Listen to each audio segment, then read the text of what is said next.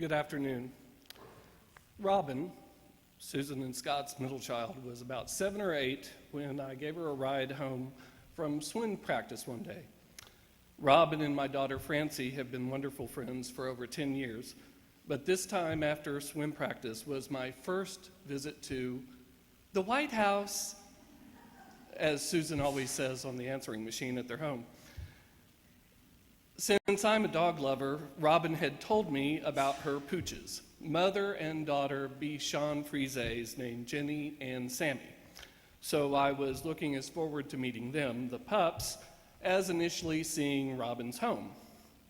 When these cute bundles of tight white curls came bounding to us as we entered the front door, I thought to myself, no, I think I actually uttered it aloud. What the heck? Although I didn't say heck. These AKC registered, expensive, well-bred Bichons were wearing diapers. Yes, infant diapers neatly taped and tucked around their tails. Ever the defender of dogs being humiliated or mistreated, I indignantly demanded of Susan, who was right behind the dogs, "What's going on with the diapers?" "Oh," she said, "I just can't be mean enough to potty train them. I try, I really do, but I just feel so bad to be mean to them. And the diapers really do the trick." And that right there, ladies and gentlemen, is why I am today angry. Please don't misunderstand. I'm not mad at Susan for putting diapers on the darn dogs. Whatever, okay. That's just something Susan would do, even though her husband, so I'm told, lodged protests against this practice as well. No, I'm angry because Susan's statements, "I just can't be mean enough. I just feel so bad to be mean to them." Those innocent declarations of pure empathy will no longer be heard. Susan was the best of us because of this empathy. Susan was one of the kindest, biggest-hearted people on the planet. So what in the world is going on when one of the rarest forms of cancer, with no empathy, with no justice, strikes and eats away and ultimately kills the nicest person I have ever met? That's why I'm angry. The last time I saw Susan was at the feast day gatherings that this group of a half dozen families regularly has. Susan was having a glass of wine and saying how innocent and wet behind the ears she and Scott were when they were first married. They didn't drink or smoke or inhale or ingest or shoot up, far from it. And as they got older, Scott and Susan, even with mullets and big hair, could never be confused with the hard partying set. They were a normal, clean living family going through life with the 3 nice kids in the requisite nice house, in the requisite nice neighborhood, and 2 generations of Bichon Frises wearing diapers. The Whites, guided by Susan's empathy and love and joviality, minded their own business, produced 3 incredibly talented children, and made everyone feel good because they were so nice, so kind, so humble, so gentle. So why would cancer, and I don't think I'm the only one here who is absolutely sick of that word, first attack Susan's brain, then later her esophagus, then later other body parts?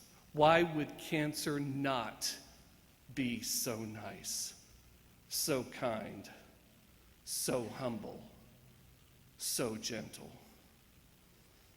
That's why I'm angry. So,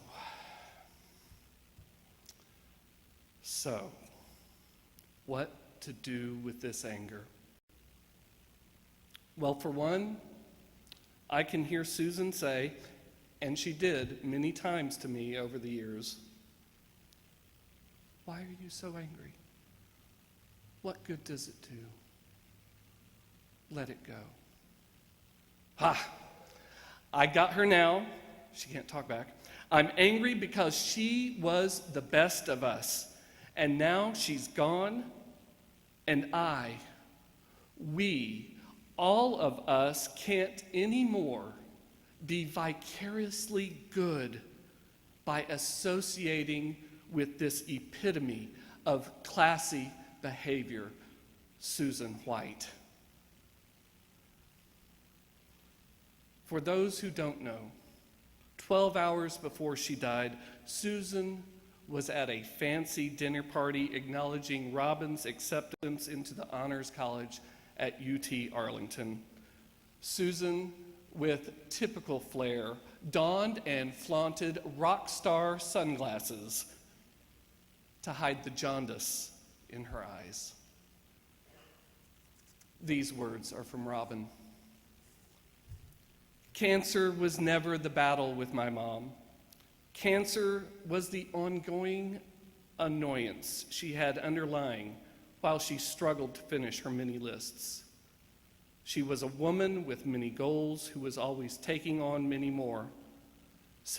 Saturday night, the night before she passed, she was still persisting that she had the energy, capability, and time to finish taxes for our family and 3 other people on her side of the family.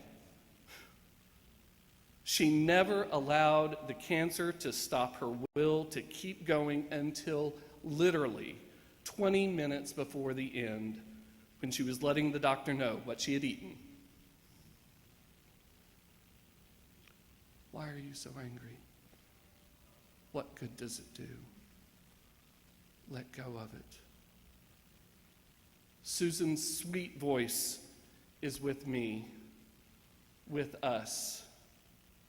Hearing it, we cannot be angry. And we go forward with that voice, with those memories of Susan's goodness, dignity, and adorable sense of humor. Several months ago, when Susan was in the hospital for a precarious week and chocked full of drugs that would drop an elephant, I thought she had drifted off to sleep as Scott was telling about the various sundry people who had come to visit. When Scott mentioned one who had come by, Susan, with her eyes shut tight, but her mind ever keen, she had been listening the whole time, said suddenly and distinctly, "Yes, yes, she was dressed quite nicely. However, she was showing a bit too much cleavage for my taste."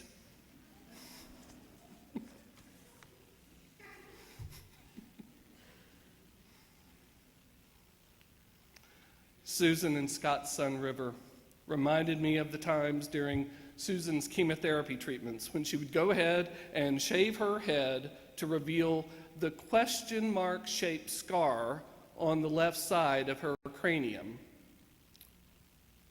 Now, ladies and gentlemen, who's going to mess with a crazy woman with a question mark carved into her skull?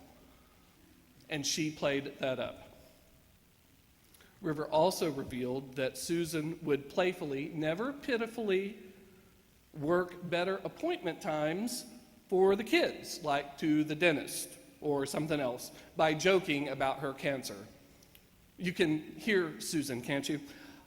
"Okay, Miss Hoo-Ha, the 9 o'clock time was better, but I'll be there at 10:30, even though that might make me late for my radiation. No big deal." Over the months and years, Scott has written about his beloved and has always called her my Susan. But Scott, respectfully, she was our Susan. Our Susan. Forever cracking jokes in the face of death. Deciding that laughing is always better than crying. Living life to the very end. Embodying the grace and dignity and empathy that we all wish we had.